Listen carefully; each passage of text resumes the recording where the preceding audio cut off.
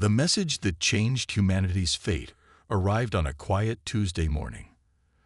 Director Sarah Chen of the Global Space Defense Initiative stared at the decoded transmission, a slight smile playing at the corners of her mouth.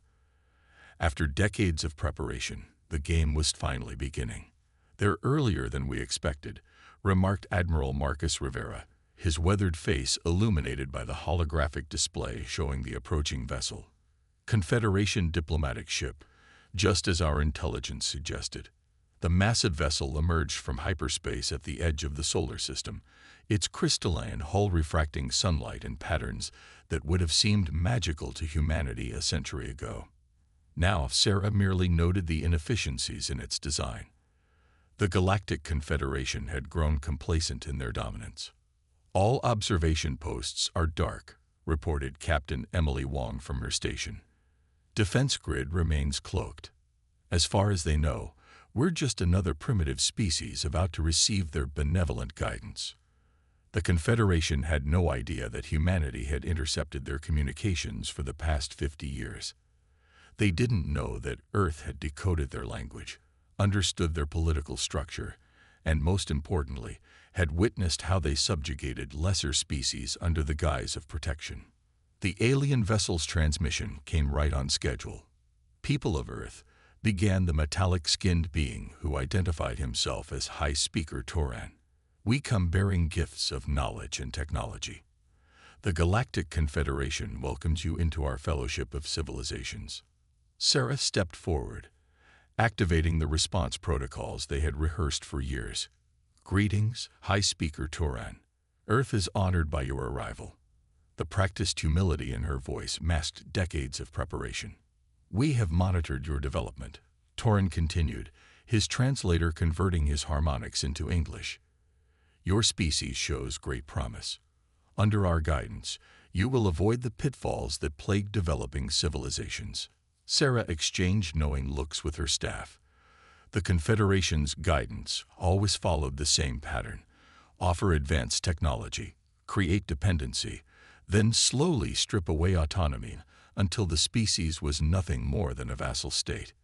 "We would be interested in learning more about this guidance," Sarah replied carefully. "Perhaps you could explain the terms of our partnership." Toran launched into his rehearsed speech about protection, technological exchange, and cultural preservation. Every word was carefully crafted to sound benevolent, while hiding the truth of their subjugation program. "Your species has achieved primitive fusion power and basic spaceflight," Toran noted, his tone carefully condescending. "With our help, you could advance centuries within decades." Sarah's smile widened slightly. "That's a generous offer, High Speaker. However, we'd prefer to show rather than tell." She nodded to Captain Wong, who pressed a sequence of commands into her console. Across the solar system, humanity's true technological achievements flickered into visibility. Quantum-locked defense platforms orbiting every major body, antimatter production facilities on Mars, Dyson swarm collectors around Mercury, and thousands of ships emerging from hidden bases throughout the asteroid belt. The shock on Toran's face was worth decades of secrecy. "Impossible," he whispered. "Your species, you couldn't have this technology." "Oh, but we did," Sarah replied, dropping all pretense of deference. "And we've had decades to improve upon what we learned from your transmissions. Would you like a demonstration?" A small probe launched from Earth's orbital defense ring. Within seconds, it had created a localized bubble of altered spacetime around the Confederation vessel, completely neutralizing their engines and weapons. "This is merely a fraction of our capabilities," Sarah continued. "We've watched how you guide other species, High Speaker. Did you really think humanity would simply wait to be conquered?" The Confederation vessel's sensors were frantically scanning the solar system, detecting technological signatures that should have been impossible for a primitive species. Quantum computing networks, dark energy collectors, and weapon systems that matched or exceeded their own. "You've been monitoring our communications," Toran realized, his composure cracking. "That's forbidden. No species can." "No species under your control, you mean," Admiral Rivera interrupted. But we were never under your control, were we? We made sure of that. The implications were starting to dawn on Toran. Earth wasn't just technologically advanced. They had achieved it all while deliberately hiding their progress.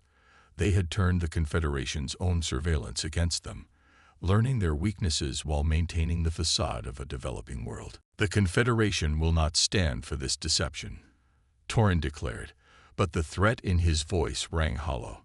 No deception, High Speaker, Sarah corrected.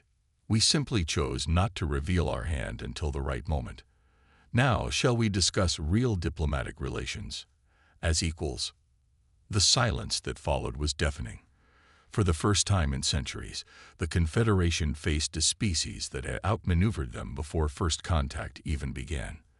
Their carefully constructed system of control had just met its first major challenge. As the Confederation vessel retreated to consult with their leadership, Sarah turned to her staff. "And so it begins," she said quietly. "Humanity's real test isn't our technology or our weapons. It's whether we can help reshape a galaxy that's grown too comfortable with inequality." Admiral Rivera nodded gravely. "They'll be back, and not alone. The Confederation won't let this challenge to their authority go unanswered." "Let them come," Sarah replied, watching the alien ship disappear into hyperspace. "We've spent 50 years preparing for this moment. It's time to show the galaxy there's another way." In orbital stations and underground bases across Earth, humanity's hidden forces remained vigilant. They had just revealed themselves to the galaxy, but it was only the beginning. The real question wasn't whether the Confederation would return with threats or bribes, but how many subjugated species would be watching Earth's example with newfound hope. The game of galactic politics had begun, and humanity had just made their opening move. 3 months after humanity's dramatic revelation, the Confederation returned with what they considered an irresistible offer. Their delegation arrived in a fleet of gleaming trade ships, each loaded with technological wonders that had seduced countless civilizations before.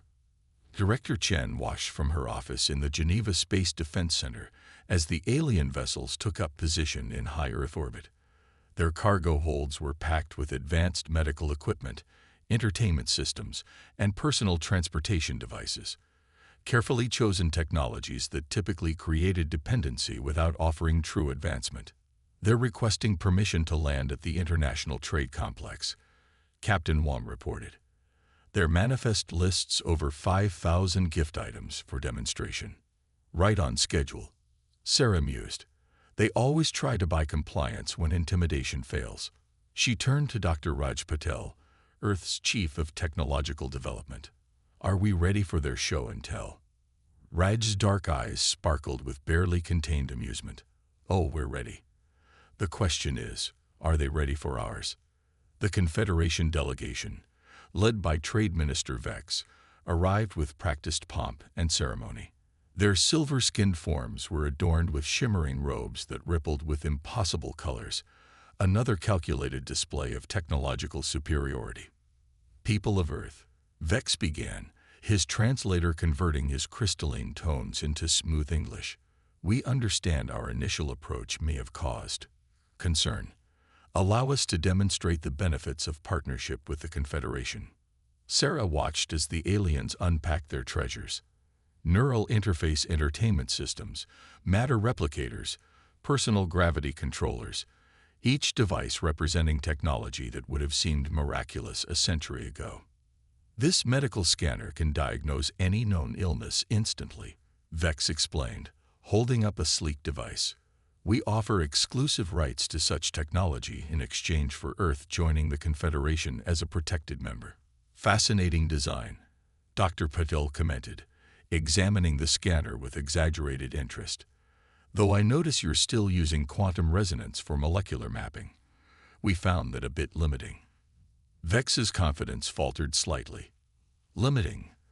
The quantum resonance scanner is the most advanced diagnostic tool in the galaxy." "Was," Sarah corrected gently.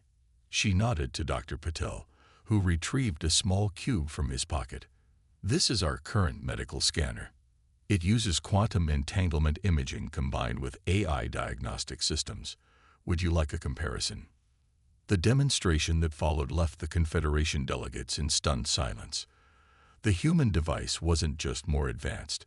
It was smaller, more efficient, and could detect conditions the alien scanner couldn't even recognize. Impossible, Vex whispered. Your species couldn't have developed this independently. That's your fundamental mistake, Sarah replied. You assume any species under your protection must be inherently inferior. We've had decades to innovate while you grew complacent. One by one, the Confederation's technological marvels were matched or exceeded by human counterparts. Earth's gravity manipulation technology was more precise, their entertainment systems more immersive, their replication technology more efficient. Perhaps, Vex suggested, his voice trained, we could discuss a technology exchange. Surely there are areas where our experience could benefit. Minister Vex, Sarah interrupted kindly, we're already sharing our technology with other species. Any world that wishes to trade as equals is welcome to do so. The impact of her words hit the delegation like a physical blow. Earth wasn't just rejecting their offer. They were establishing themselves as a competing source of advanced technology. In the weeks that followed, Earth began exporting their innovations across the galaxy. Independent trading posts couldn't stock human products fast enough. Species that had been dependent on Confederation technology for centuries suddenly had alternatives. The Confederation's Economic Council is in chaos, reported Intelligence Chief Maya Santos during an emergency briefing. Their technology monopoly was the foundation of their control. We're not just refusing to be controlled, we're dismantling their entire system. Sarah studied the holographic display, showing the spread of human technology through the galaxy. Dozens of species were already adopting Earth's innovations, with more joining daily. They'll try to stop this, Admiral Rivera warned. Trade sanctions, blockades, perhaps even military action. Let them try, Sarah replied. Every attempt to control us only proves what we've been saying about their true nature.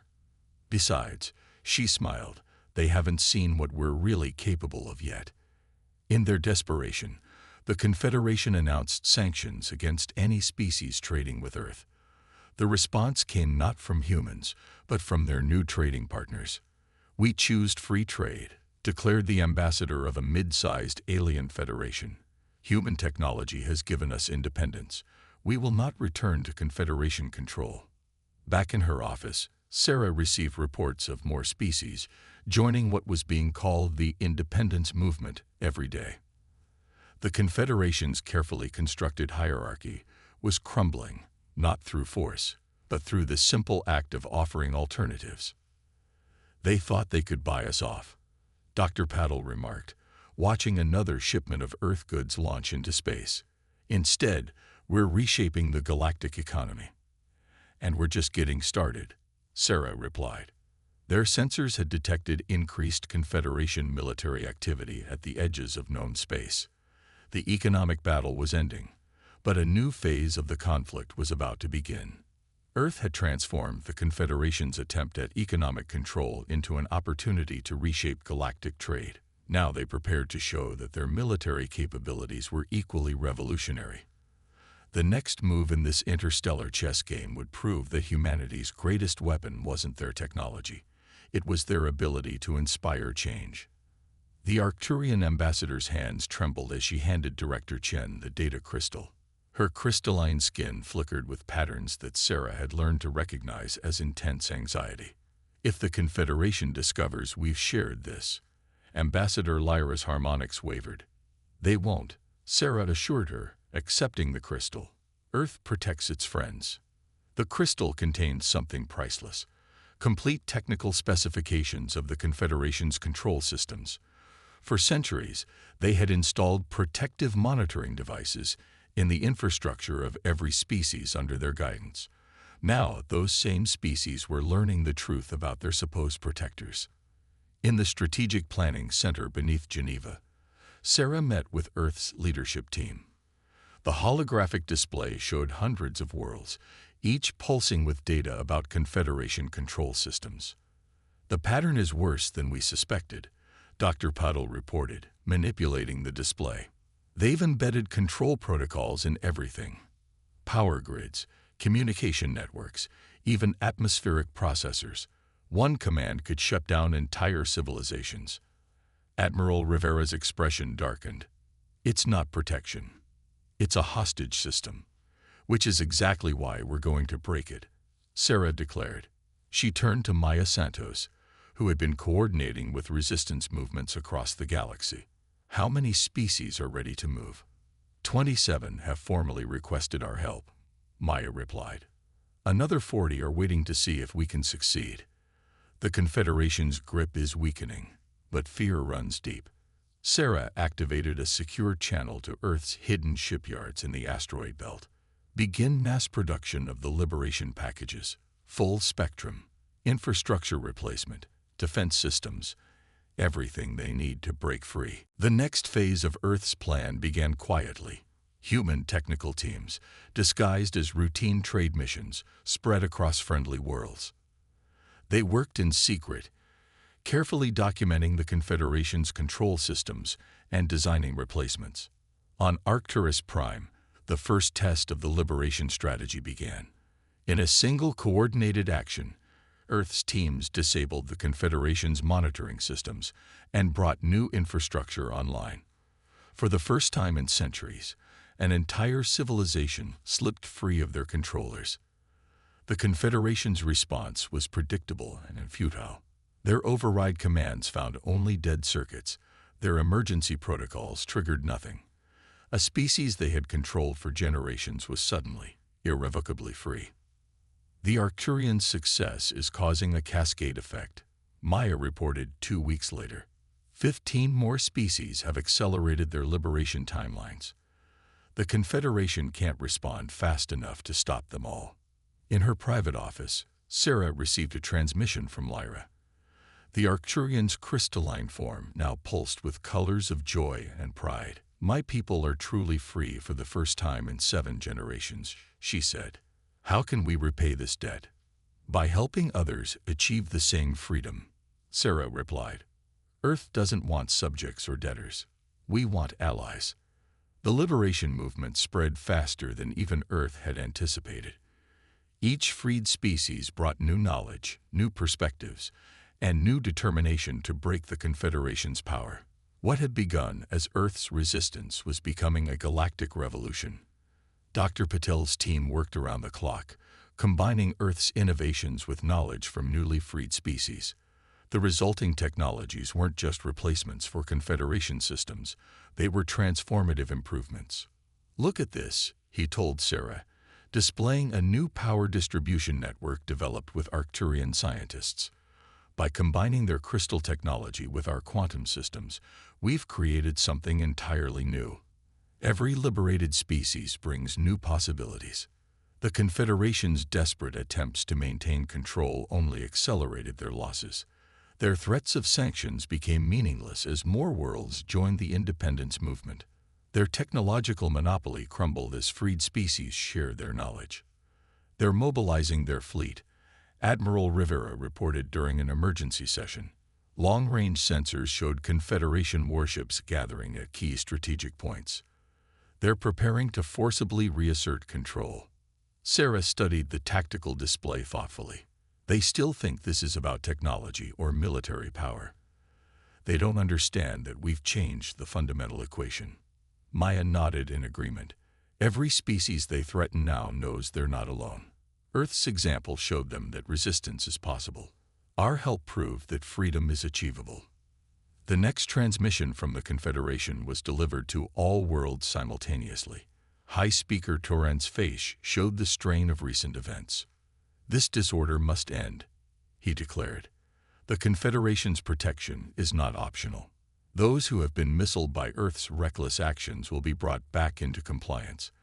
Those who resist will face the consequences." In response, Earth broadcast its own message to the galaxy. Sarah's voice carried the weight of humanity's determination. "To all species seeking independence, you are not alone. Earth stands with you.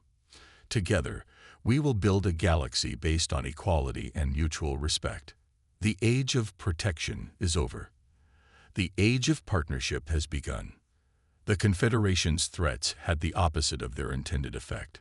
More species reached out to Earth, seeking liberation.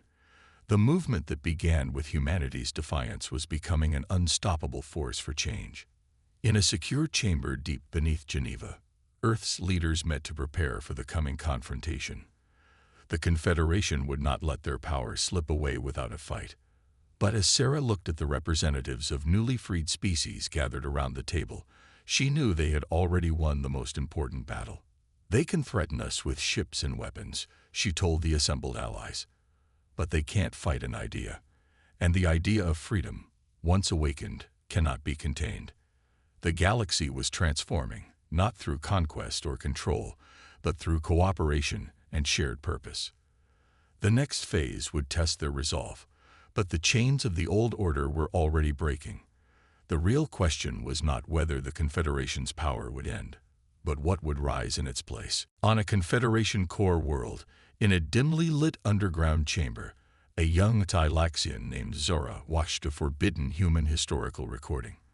The images showed Earth's first steps into space, their early struggles and triumphs. Around her, other young aliens watched with rapt attention. They failed so many times, Zora whispered, her bioluminescent patterns flickering with excitement. But they kept trying, kept innovating.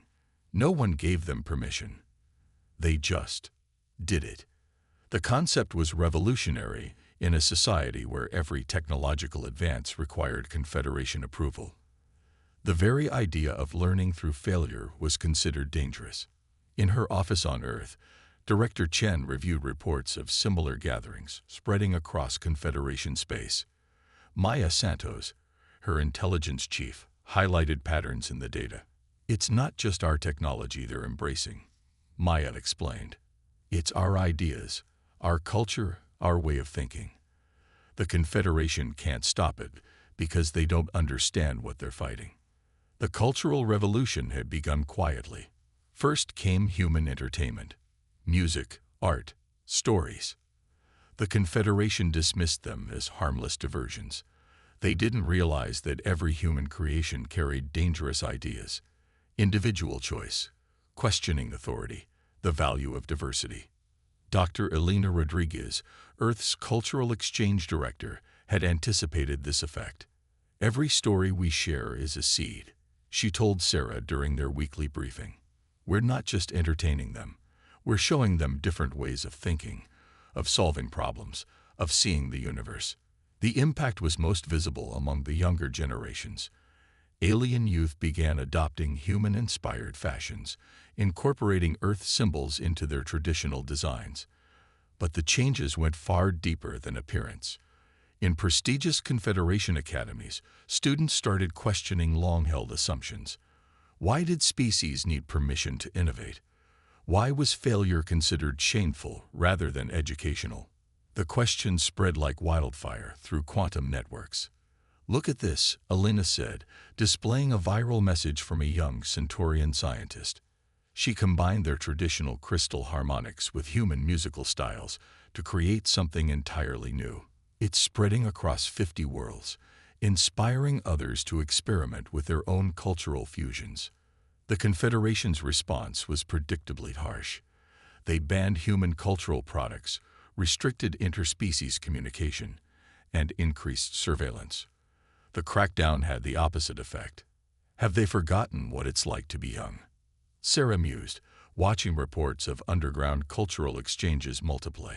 Tell someone something is forbidden, and you only make it more appealing.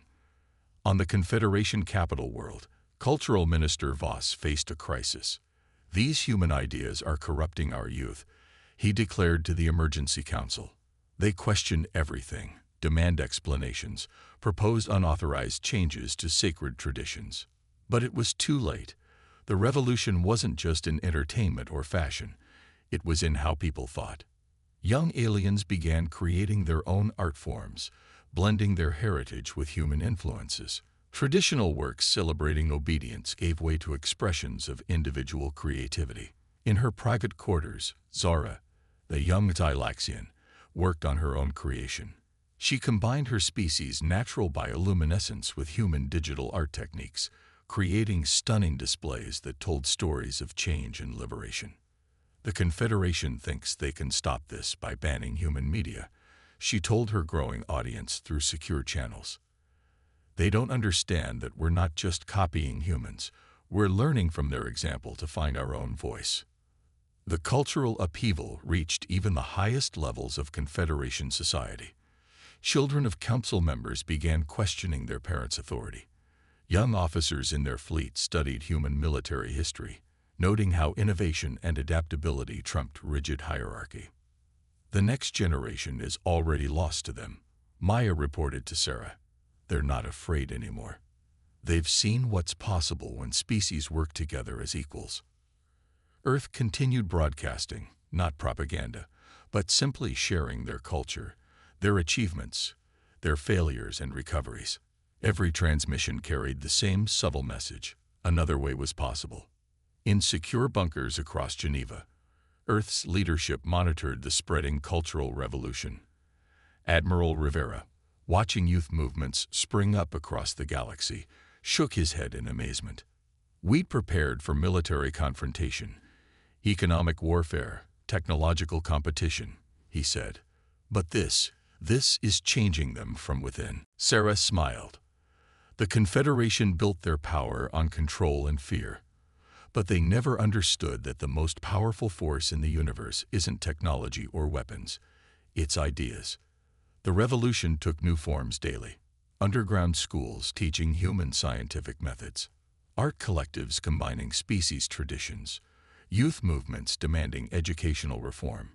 Each new expression of freedom inspired others. Dr. Rodriguez's cultural analysis team worked overtime documenting the changes. Look at these patterns, she told Sarah, displaying a galaxy-wide cultural map. It's not just resistance anymore. They're creating something new, a true interstellar culture based on exchange and mutual respect. The Confederation's final attempt to regain control came in the form of elaborate propaganda, showing the chaos that would result from abandoning their guidance. Their carefully crafted messages fell flat against the rising tide of cultural change. They're still trying to make us fear thinking for ourselves, Zara's latest artwork declared, spreading across quantum networks. Perhaps it's time we did more of that. In her office, Sarah received a priority message from Maya. The Confederation's military hardliners were preparing for desperate action. They would rather risk everything than watch their control slip away. They're going to try to force compliance through military might, Sarah told her staff. But they don't understand. You can't bomb an idea. You can't shoot a culture. The galaxy is already changing, and there's nothing they can do to stop it. The coming conflict would test their resolve, but Earth and its allies had already won the most important battle.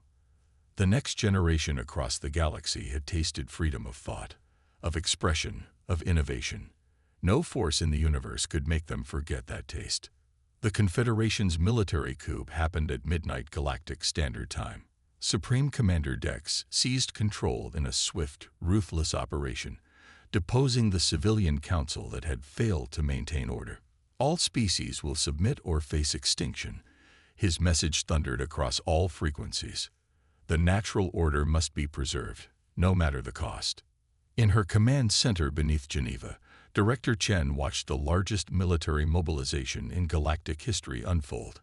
20,000 Confederation warships appeared simultaneously across human-allied space, targeting not just Earth, but every world that had embraced independence.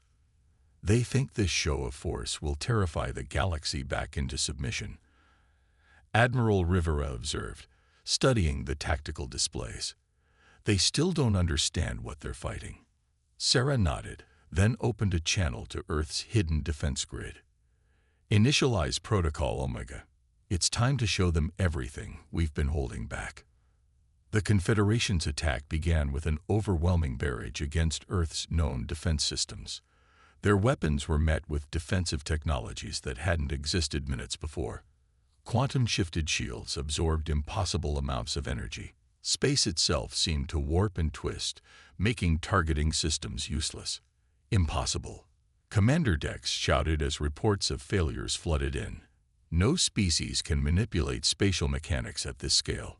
But humans weren't fighting alone anymore. Throughout Allied space, civilizations deployed shared Earth technologies in ways the Confederation never expected. Species they had dismissed as primitive now commanded forces that matched their former masters. The breaking point came at the Battle of Arcturus. The Confederation committed their reserve fleet, expecting to crush the human-led defense force. Instead, they encountered something unprecedented. "Show them what humanity can really do," Sarah ordered. Earth unveiled its ultimate weapon, controlled quantum singularities. The human fleet herded the Confederation armada into a carefully prepared trap, then activated the singularities. In an instant, the pride of the Confederation fleet was isolated in separate bubbles of space-time. "Your ships are now trapped in temporal stasis," Sarah broadcast to the paralyzed fleet. "They'll remain that way until you agree to negotiate. Real negotiations this time, as equals." But the Confederation's hardliners had one final desperate gambit. Commander Dex ordered the activation of their doomsday protocols, the hidden kill switches installed in every protected world's infrastructure. Nothing happened. On thousands of worlds, people watched their screens as Zara, the young Thylaxian artist, appeared. Her bioluminescent patterns pulsed with triumph as she explained how youth movements across the galaxy had spent months secretly replacing Confederation control systems. "We learn from humanity," she declared, her message reaching every corner of known space. "We learn to question, to innovate, to work together. Your control systems aren't just disabled. They're gone. We are free." The Confederation's carefully constructed hierarchy collapsed in hours. Worlds that had been subjugated for generations declared their independence. The military chain of command fractured as young officers refused to fire on civilian targets. In orbit above Earth, Sarah met with representatives from across the galaxy aboard humanity's new flagship Hope. The ship's quantum core hummed softly as species that had been enemies days ago worked together to shape a new future. The Confederation maintained power through division and control. She addressed the assembled delegates. "They never understood that true strength comes from unity and diversity. Each of our species brings unique perspectives, unique innovations. Together, we can build something greater than any single civilization could achieve alone." The Galactic Concordat was signed that day.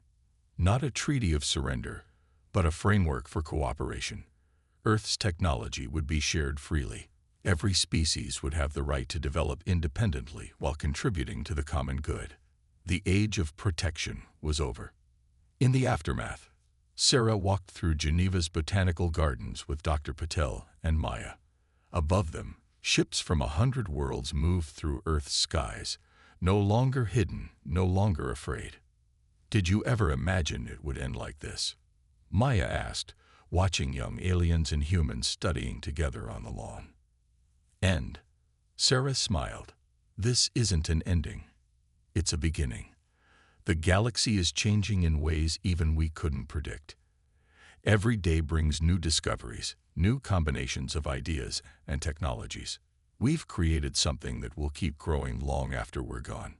On countless worlds, the new era was already taking shape. Zara and her fellow artists created works that combined the best of all cultures. Scientists from different species collaborated freely, their diverse perspectives leading to breakthroughs the Confederation never imagined possible. The last transmission from Commander Dex's flagship was brief. "What have you done?" Sarah's reply spoke for all humanity. "We showed the galaxy that there's always another way. That fear and control aren't the only options. That when different species work together as equals, we can achieve things none of us could do alone." In schools across Earth, children now studied alongside young aliens, learning each other's languages and cultures. In laboratories, humans and former Confederation species developed technologies that would have seemed like magic a generation ago.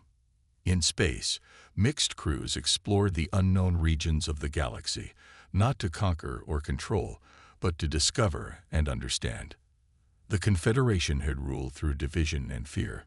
Humanity had won not through superior weapons or technology, but by offering a different vision. A galaxy united by curiosity, creativity, and cooperation.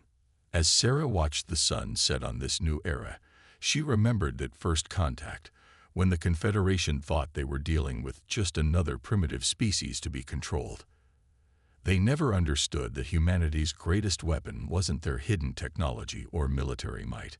It was their ability to imagine a better way, and their determination to make that vision real. The galaxy would never be the same. And that was exactly what humanity had been working toward all along.